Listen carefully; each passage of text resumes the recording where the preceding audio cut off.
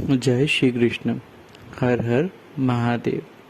इस चैनल के माध्यम से आज मैं आप सभी को भोलेनाथ, देवों के देव महादेव शिव शंकर के एक और ज्योतिर्लिंग के बारे में बताऊंगा। श्री त्र्यंबकेश्वर जी ज्योतिर्लिंग महाराष्ट्र में नासिक के पास पश्चिम दिशा में यह ज्योतिर्लिंग विद्यमान है। शिव पुराण में इसकी कथा का वर्णन किया गया है। क्या आप जानते हैं, श्री त्र्यंबकेश्वर ज्योतिर्लिंग में श्री ब्रह्मा, विष्णु और महेश तीनों ही विराजित है। यही इस ज्योतिर्लिंग की सबसे बड़ी विशेषता है। त्र्यंबकेश्वर ज्योतिर्लिंग महाराष्ट्र प्रांत के नासिक जिले में है। श्री त्र्यंबकेश्वर मंदिर के अंदर एक छोटे से गड्ढे में 3 छोटे छोटे लिंग हैं, जो ब्रह्मा, विष्णु और शिव इन तीनों देवों के प्रतीक माने गए हैं। आइए भगवान शंकर से प्रार्थना करते हैं कि हम सभी के सकल मनोरथ पूर्ण हो और इस कथा को जानते हैं। अहिल्या के स्वामी गौतम ऋषि ब्रह्म पर्वत पर तप करते थे।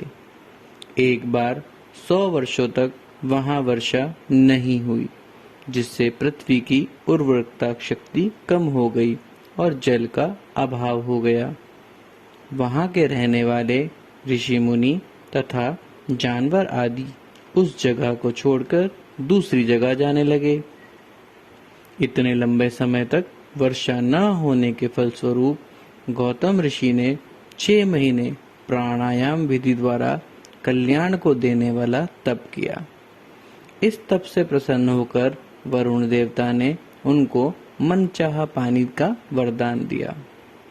वरुण देवता के कथन अनुसार उन्होंने भूमि में एक बड़ा गहरा गड्ढा हमेशा जल से भरा रहने वाला एक तीर्थस्थान होगा और तुम्हारे नाम से ही जाना जाएगा, ऐसा कहा तथा धार्मिक कृत्य, यज्ञ, तप, दान, हवन, देव पूजा आदि करने वालों को बहुत पुण्यदायक होगा।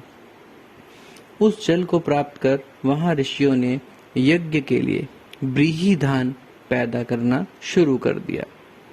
एक बार गौतम ऋषि जब व्रीहि धान के लिए गए तो वहां एक सूखी दुबली पतली गाय खड़ी थी।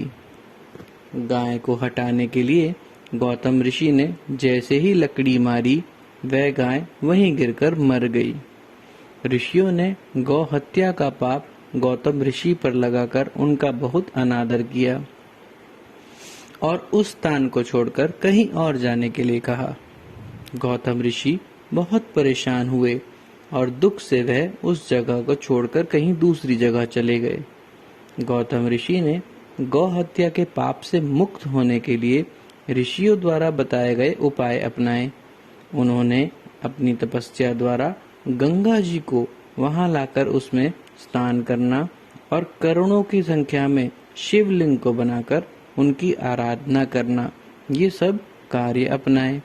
भगवान शंकर ने उन्हें खुश होकर बताया कि वह तो निर्मल हृदय के संत महात्मा है, उन्होंने कोई पाप नहीं किया है। भगवान शंकर जी ने गौतम ऋषि से वर मांगने को कहा, तो गौतम ऋषि ने संसार की भलाई करने के लिए उनसे गंगा जी को मांगा। गौतम ऋषि ने गंगा जी से अपने को गौ हत्या के पाप से मुक्त करने की याचना की। गंगा जी ने गौतम ऋषि को पाप मुक्त कर स्वर्ग लौट जाने का इरादा किया। इस बार भगवान शंकर जी ने गंगा जी को कलयुग के अंत तक पृथ्वी पर रहने के लिए आदेश दिया। गंगा जी ने भगवान शंकर जी से विनती की, फिर आप भी पार्वती के जी के साथ पृथ्वी पर रहे। संसार के कल्याण के लिए भगवान शंकर जी ने यह मान लिया।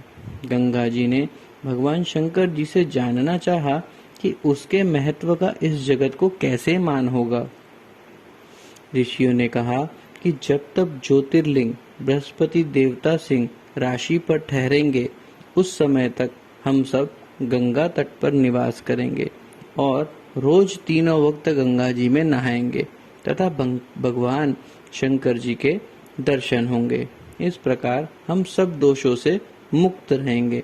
ये जानकर और गंगा जी और शंकर जी भी वहीं विराजमान हुए। सभी मिलकर बोलिए हर हर महादेव। धार्मिक मान्यता के अनुसार त्र्यंबकेश्वर ज्योतिर्लिंग के दर्शन करने से सभी मनोकामनाओं की पूर्ति होती है और पूर्व जन्म एवं इस जन्म में किए गए सब पापों से मुक्ति मिल जाती है। मैं आशा करता हूँ ये वीडियो आप सभी को पसंद आया होगा। इस वीडियो को लाइक कीजिए, चैनल को सब्सक्राइब कीजिए और वीडियो को अधिक से अधिक शेयर कीजिए और इस पुण्य के भागी बनिए। मैं महादेव शंकर से प्रार्थना करता हूँ कि आप सभी की मनोकामनाएं पूर्ण हो। धन्यवाद। हर हर महादेव। जय श्री कृष्ण।